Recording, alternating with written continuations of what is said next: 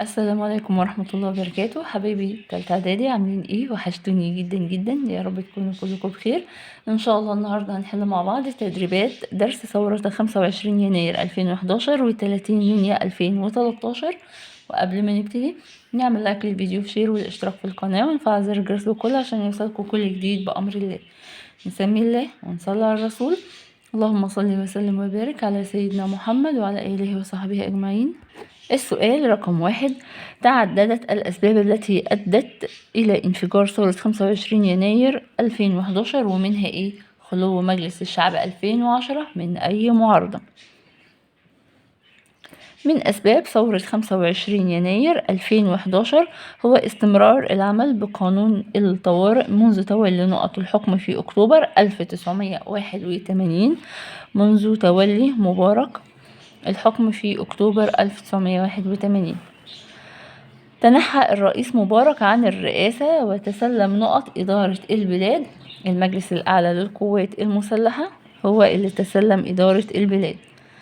كانت أولى قرارات نظام مبارك لامتصاص غضب الجماهير في ثورة 25 يناير 2011 تعيين نائب للرئيس. تم إسناد مصر عقب عزل ممثل حزب الحرية والعدالة إلى مين؟ إلى عدلي منصور. تم إسناد مصر عقب عزل ممثل حزب الحرية والعدالة إلى عدلي منصور. عقدت انتخابات رئاسية مبكرة في عام 2014 في عهد الرئيس مين؟ عدلي منصور. صدر خلال حكمه دستور عام 2014 كان برضو رئيس عدلي منصور. السؤال الثاني: اكمل العبارات الآتية بما يناسبها من كلمات. حصل الحزب نقط على أغلبية المقاعد بعد انتخابات مجلس الشعب عام 2010. حصل الحزب الوطني. من نتائج ثورة 25 يناير 2011 تخلي الرئيس نقط عن الرئاسة، تخلي الرئيس محمد حسني مبارك عن الرئاسة. فاز نقط مرشح حزب الحرية والعدالة في الانتخابات الرئاسية عام 2012 محمد مرسي، هو اللي فاز بالانتخابات في عام 2012. أكدت الأحداث أن نقط قوة مساندة للشعب المصري في ثورة 25 يناير 2011. أكدت الأحداث أن القوات المسلحة المصرية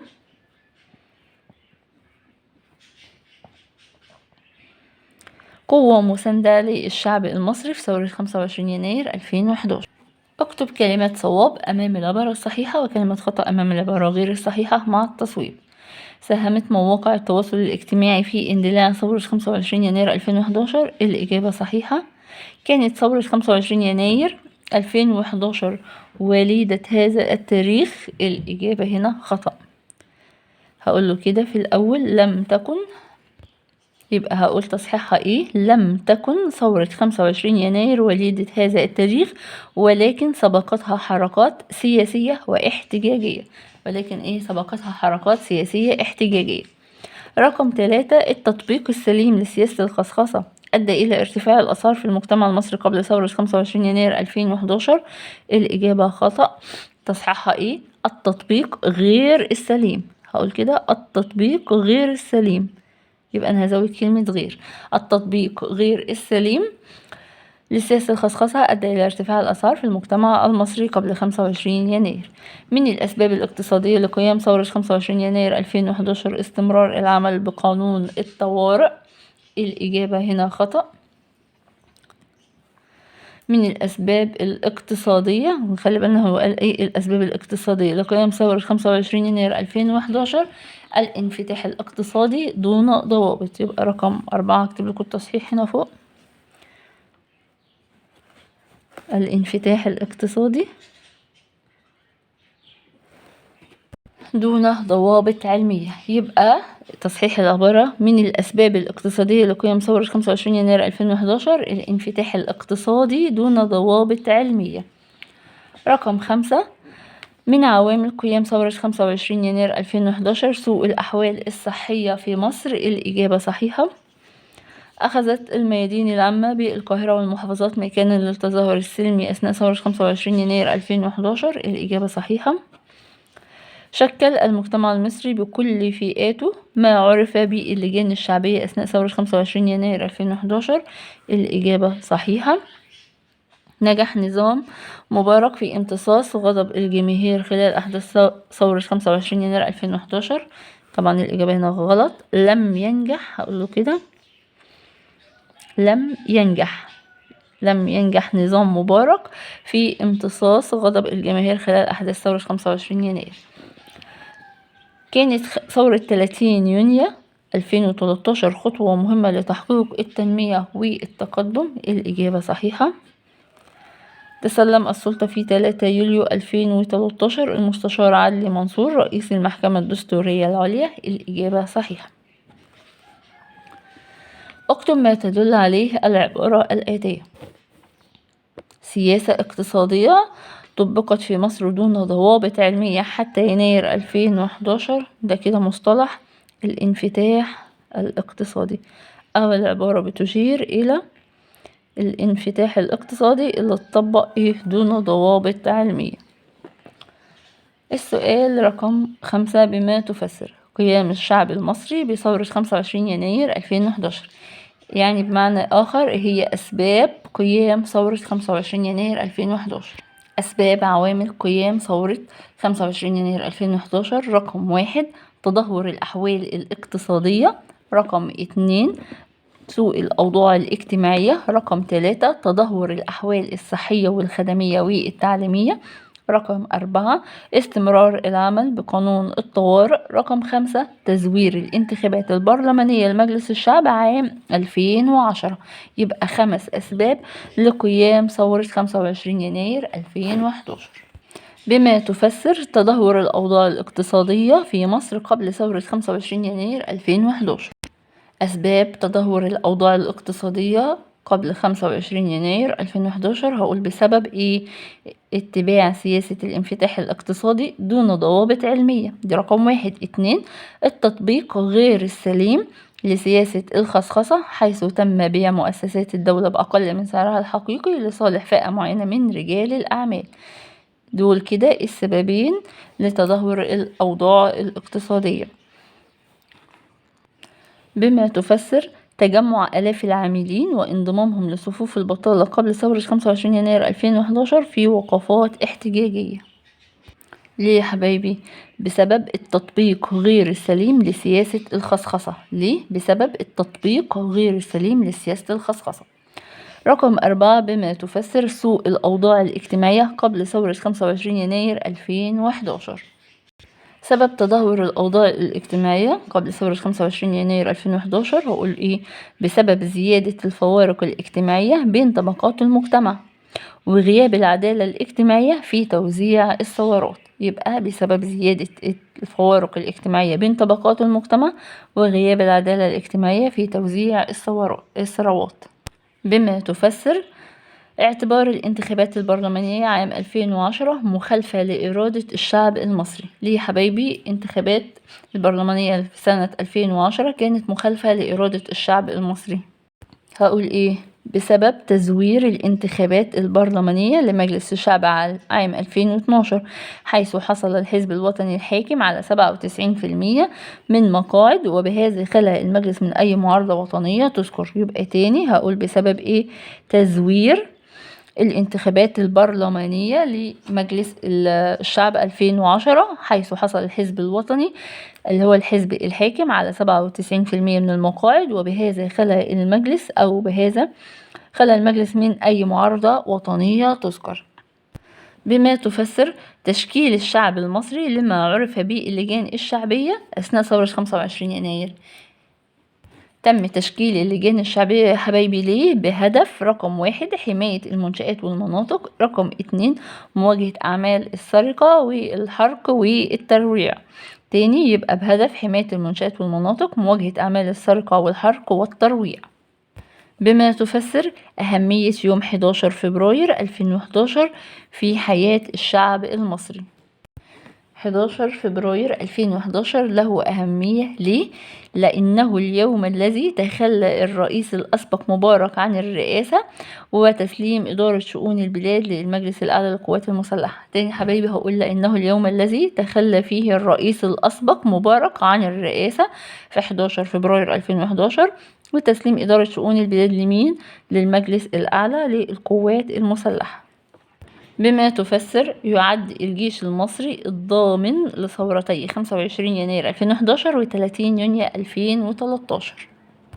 نركز في السؤال ده يا حبيبي عشان مهم. هنقول في أثناء ثورة 25 يناير 2011 أثبت أن الجيش المصري قوة مساندة للشعب وليس أداة لدى النظام لقمع المتظاهرين وإجهاض الثورة. يبقى تاني هقول في أثناء ثورة 25 يناير 2011 أثبتت أحداث وقائع الثورة أن الجيش المصري قوة مساندة للشعب وليس أداة لدى النظام لقمع المتظاهرين وإجهاض الثورة. ده إمتى؟ أثناء ثورة 25 يناير. أما في ثورة 30 يونيو 2013 حفاظا على الأمن العام للدولة تدخلت القوات المسلحة وأعلنت بيانا في 23 يوليو 2013 حيث دعت فيه إلى إيجاد صيغة تفاهم وتوافق ومصالحة حقيقية لحماية مصر وشعبها خلال أسبوع. تاني هقول أما في أثناء ثورة 30 يونيو حفاظا على الأمن العام للدولة تدخلت القوات المسلحة وأعلنت بيانا في 23 يونيو 2013 دعت فيه إلى إيجاد صيغة تفاهم وتوافق ومصالحة حقيقية لحماية مصر وشعبها خلال أسبوع. وبكده أثبت القوات المسلحة إن هو الضامن لثورتي 25 يناير و 30 يونيو 2013. بما تفسر قيام ثورة 30 يونيو 2013. أسباب قيام ثورة 30 يونيو 2013. أسباب قيام ثورة 30 يونيو 2013 هقول إيه؟ لأنه لم تحقق السياسات الجديدة للدولة في عهد محمد مرسي حلول للمشكلات التي يعاني منها غالبية الشعب المصري، خاصة غياب العدالة الاجتماعية واستمرار سوء الأحوال الاقتصادية. تاني يا أبطال هقول لأنه لم تحقق السياسات الجديدة للدولة في عهد محمد مرسي حلول للمشكلات التي يعاني منها غالبية الشعب المصري، خاصة غياب العدالة الاجتماعية واستمرار سوء الأحوال الاقتصادية. بما تفسر إصدار القوات المسلحة المصرية بيان 23 يونيو 2013. أصدرت يا حبايبي القوات المسلحة بيان 23 يونيو 2013 بهدف 3 نقاط. أول نقطة حفاظا على الأمن العام للدولة. هقول كده رقم 1 حفاظا على الأمن العام للدولة. رقم 2 منع انزلاق مصر في نفق مظلم من الصراع والاقتتال والفتنة الطائفية. دي رقم 2 منع انزلاق مصر في نفق مظلم من الصراع والاقتتال والفتنة الطائفية. رقم 3 الدعوة إلى إيجاد صيغة تفاهم وتوافق ومصالحة حقيقية لحماية مصر وشعبها خلال أسبوع. ويبقى هما دول ال3 نقاط اللي بسببهم أو كان هدفهم إصدار القوات المسلحة بيان 23 يونيو 2013.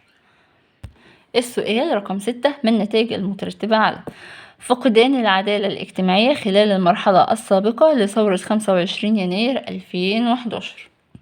ترتب على ذلك سوء الأوضاع الاجتماعية في المجتمع المصري من ساهم في قيام ثورة 25 يناير 2011. من النتائج التي ترتبت على التطبيق غير السليم لسياسة الخصخصة قبل ثورة 25 يناير 2011. ترتب على التطبيق غير السليم لسياسة الخصخصة هقول أدى ذلك إلى ارتفاع الأسعار، تجمع آلاف العاملين بعد خروجهم بنظام التقاعد المبكر وانضمامهم لصفوف البطالة من الشباب في وقفات احتجاجية. يبقى عندي نقطتين ترتبوا على اتباع التطبيق غير السليم لسياسة الخصخصة. من النتائج المترتبة على تزوير الانتخابات البرلمانية لمجلس الشعب عام 2010. ترتب على ذلك خلو المجلس من أي معارضة وطنية 2. المساهمة في قيام ثورة 25 يناير 2011. ما النتائج التي ترتبت على حدوث اضطراب أمني أثناء أحداث ثورة 25 يناير 2011؟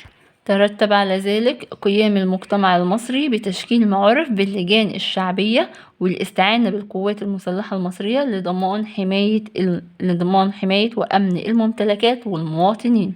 ما النتائج التي ترتبت على ثورة 25 يناير 2011؟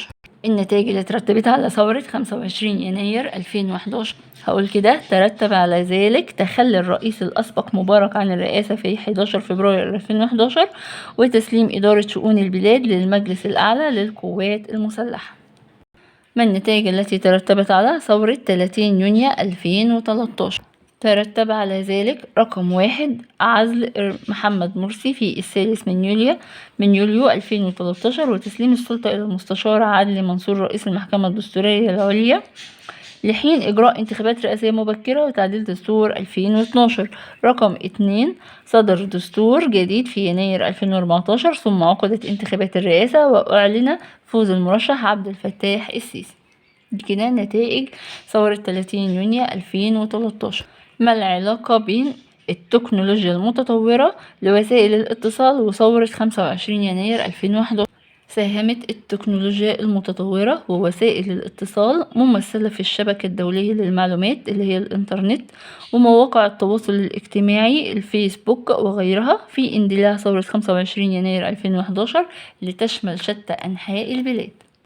ما العلاقة بين سياسة الخصخصة في مصر والأوضاع الاقتصادية قبل ثورة 25 يناير 2011؟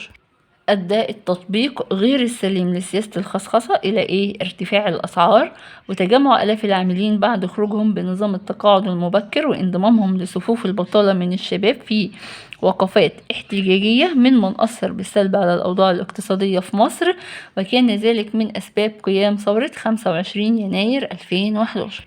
دلل: كانت ثورة 25 يناير 2011 من الثورات الفريدة في التاريخ المصري الحديث والمعاصر. هو نفس إجابة السؤال اللي لسه قايلينه فوق من شوية: إيه العلاقة اللي بين التكنولوجيا المتطورة لوسائل الاتصال وثورة 25 يناير 2011؟ الدليل على أن ثورة 25 يناير 2011 من الثورات الفريدة في التاريخ المصري الحديث المعاصر إن هي هقول حيث ساهمت التكنولوجيا المتطورة ووسائل الاتصال ممثلة في الشبكة الدولية للمعلومات اللي هي الإنترنت ومواقع التواصل الاجتماعي اللي هي الفيسبوك وغيرها في اندلاع ثورة 25 يناير 2011 لتشمل شتى أنحاء البلاد. دلل: حافظ الشعب المصري على أمن البلاد أثناء ثورة 25 يناير 2011. هقول حيث قام المجتمع المصري، هكتب كده: حيث قام المجتمع المصري بكل فئاته بتشكيل ما عرف باللجان الشعبية في الميادين والشوارع والحارات بهدف حماية المنشآت والمناطق ومواجهة أعمال السرقة والحرق والترويع. السؤال رقم 9: ماذا كان يحدث إذا لم يتم الاستعانة بالقوات المسلحة خلال أحداث ثورة 25 يناير 2011؟ إيه اللي كان هيحصل؟ لم يتم تأمين الممتلكات العامة والخاصة والمحافظة على أمن المواطنين واستمرت الفوضى في البلاد. رقم 2: ماذا كان يحدث إذا لم تصدر القوات المسلحة بيان 23 يونيو 2013؟ رقم 1: لانزلقت مصر في نفق مظلم من الصراع والاقتتال والفتنة الطائفية. 2: لم يتم الحفاظ على الأمن العام للدولة. رقم 10: تجمعت العديد من الأسباب التي مهدت لاندلاع ثورة 25 يناير 2011. في ضوء هذه العبارة: دور الانتخابات البرلمانية عام 2010 في قيام ثورة 25 يناير 2011.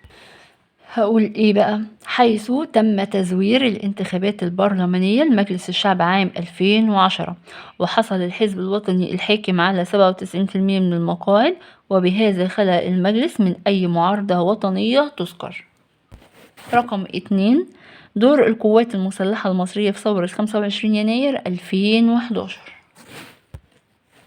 تم الاستعانة بالقوات المسلحة لضمان حماية وتأمين الممتلكات العامة والخاصة والمحافظة على أمن المواطنين، فكانت قوة مساندة للشعب وليس أداة لدى النظام لقمع المتظاهرين وإجهاض الثورة. السؤال رقم 11: اختر الإجابة الصحيحة من ما بين القوسين. القاسم المشترك في أسباب نجاح ثورتي 25 يناير و30 يونيو هو التأييد الشعبي ومساندة مين؟ مساندة القوات المسلحة. افتقدت سياسة الانفتاح الاقتصادي قبل ثورة 25 يناير 2011 إلى إيه؟ الأسس العلمية. تولى حكم مصر بعد 3 يوليو 2013 أحد أفراد السلطة مين؟ أحد أفراد السلطة القضائية. اكتب كلمة صواب أمام العبارة الصحيحة وكلمة خطأ أمام العبارة غير الصحيحة مع التصويب. عبرت بعض الوقفات الاحتجاجية التي سبقت ثورة 25 يناير 2011 عن مطالب عدد كبير من العمال. الإجابة صحيحة. تجاوبت الحكومة المصرية بشكل سريع مع حركة المعارضة الشعبية قبل يناير 2011. الإجابة خطأ. تصحيحها إيه بقى؟ لم تتجاوب الحكومة المصرية بشكل سريع مع حركة المعارضة الشعبية قبل يناير 2011. السؤال اللي بعد كده، دلل على صحة العبارة الآتية: كانت السياسة الحزبية بمصر محركا أساسيا لثورة 25 يناير 2011. الدليل على كده ايه؟ هقول له حيث تم تزوير الانتخابات البرلمانية لمجلس الشعب عام 2010 وحصل الحزب الوطني الحاكم على 97% من المقاعد، وبهذا خلى المجلس من أي معارضة وطنية تذكر، وكان هذا من أسباب قيام ثورة 25 يناير 2011.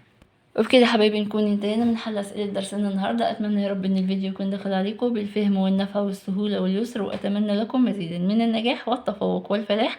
ولو في أي سؤال قدامكم اكتبوا في التعليقات وهرد عليكم بأمر الله، وألقاكم في درس آخر، والسلام عليكم ورحمة الله وبركاته.